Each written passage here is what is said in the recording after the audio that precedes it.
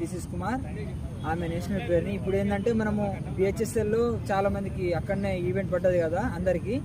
అయితే మన బ్రో నిన్న వెళ్ళినమాట. దాని ఎక్స్పీరియన్స్ ఎలా ఉంది అంటే గ్రౌండ్ ఎలా ఉంది, లేదా మనకు ఎలా పట్టించుకుంటారు అక్కడ, మనము ఎలా ఉంది, ఇది చిప్పు ఎలా ఇస్తున్నారు, అలానే మనము ఎలా ఉరికితే మనం ఎంత మంచిగా చేయగలం అనేది ఒకసారి బ్రోకి తెలుసుకున్నాము.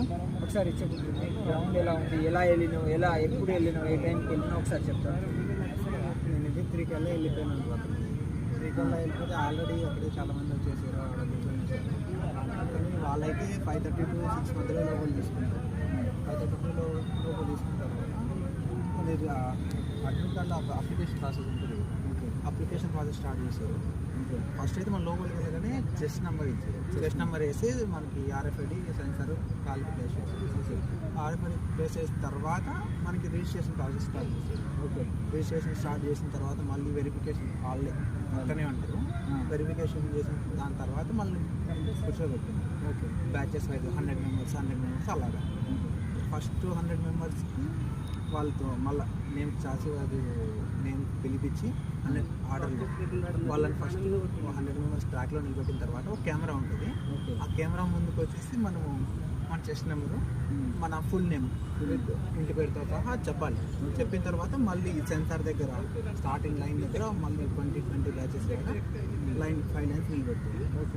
మళ్ళీ తర్వాత ఆయన చెప్తుండే గ్రౌండ్ గురించి. గ్రౌండ్ 312 ఉన్నది, 312 మీటర్స్, 16 ల్యాబ్స్ వేయాలి 24 మినిట్స్లో. ఇంకా అందులోనూ వాళ్ళకి ఏమన్నా బ్రీతింగ్ ప్రాబ్లమ్స్ ఇలా ఉంటాయి కదా, ఇలా అంటే వీళ్ళు ముందే వెళ్ళిపోయిన పక్కకి ఏమైనా ఉంటే చెప్పండి అని వాళ్ళు చెప్తున్నారు. ఇలా చెప్పేసిన తర్వాత స్టార్ట్ ఎలా చేస్తారు, ఫస్ట్ లైన్లో ఫస్ట్ పర్సన్ స్టార్ట్ చేస్తే ఆ లైన్లో లైనింగ్ పర్సన్ ఉంటాడు కదా, ఆయన తర్వాత సెకండ్ లైన్ స్టార్ట్ అవుతుంది. అలాగా మొత్తం 5 లైన్స్ పంపించేస్తుంది మొత్తం. అలా వాళ్ళు అయిపోయేసరికి నెక్స్ట్ 100 మెంబర్స్ని మరి స్టార్ట్ చేస్తారు, రెడీ చేసి పెట్టుకుంటారు. మళ్ళీ వాళ్ళు అయిపోతేనే ఒక 10 to 15 మినిట్స్ గ్యాప్ ఉంటుంది. అంటే 10 to 15 మినిట్స్ గ్యాప్లో గ్యాప్ ఇచ్చిన తర్వాత మళ్ళీ ఇంకొక 100 మెంబర్స్. అలాగా ఈచ్ బ్యాచ్ 100 మెంబర్స్. ఎన్ని బ్యాచ్లు ఉండే? నిన్నైతే 450 మెంబర్స్ దాకా వచ్చారు. 450 మాకు first batch 100, second third batch 100. Fourth బ్యాచ్కి 123 మెంబర్స్ వదిలేదు. ఓకే సార్, మీది ఫోర్త్ బ్యాచ్. ఓకే 120 అంటే 23 మెంబర్సే కదా అన్నట్టు మా బ్యాచ్లో కలిపేసారు. 123 మెంబర్స్. ఫస్ట్ బ్యాచ్లో 100 మెంబర్స్కి 17 మెంబర్సే క్వాలిఫై అయ్యారు. అంటే 100లో 17 మెంబర్స్ క్వాలిఫై అయ్యారు ఫస్ట్ బ్యాచ్. ఓకే సెకండ్ బ్యాచ్లో వచ్చేసి 18 అయ్యారు.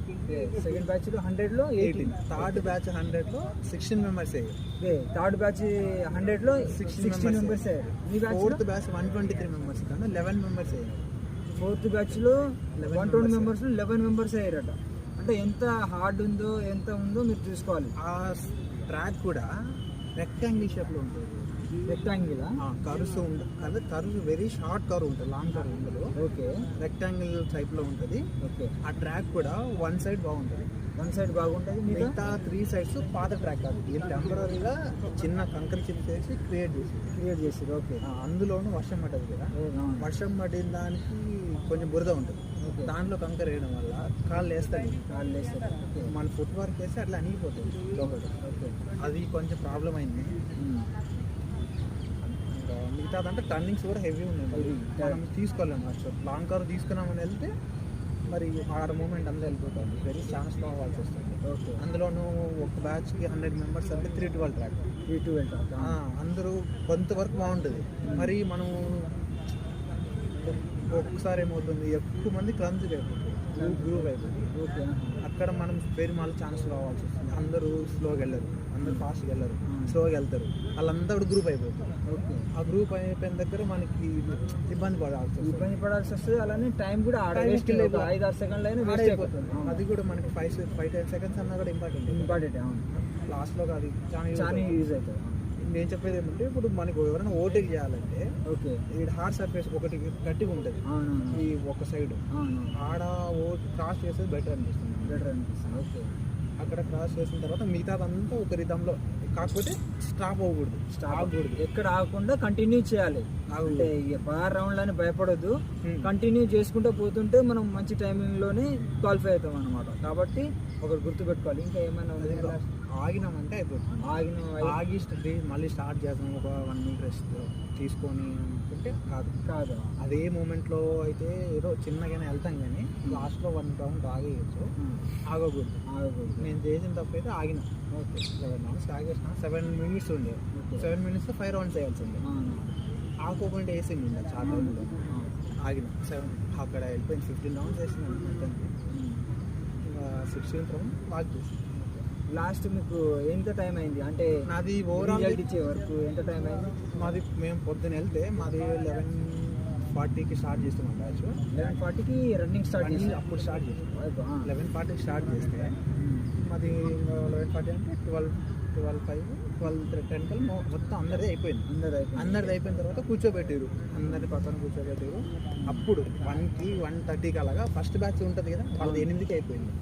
ఫస్ట్ బ్యాచ్ వాళ్ళ రిజల్ట్ అప్పుడు వచ్చింది 1:30. ఓకే, మీది 4th బ్యాచ్ వాళ్ళకి మాది వచ్చేసి దాదాపు 5:30 అలా అవుతుంది.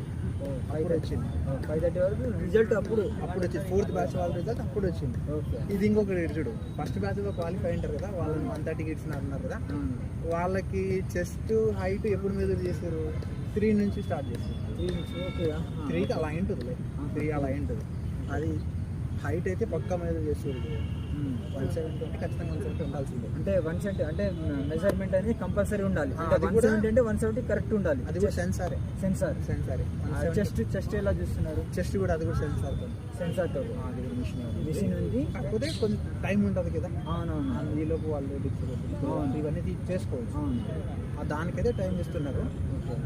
హైట్ కూడా 169.5 ఉన్నా కూడా రిజెక్ట్ అవుతుంది.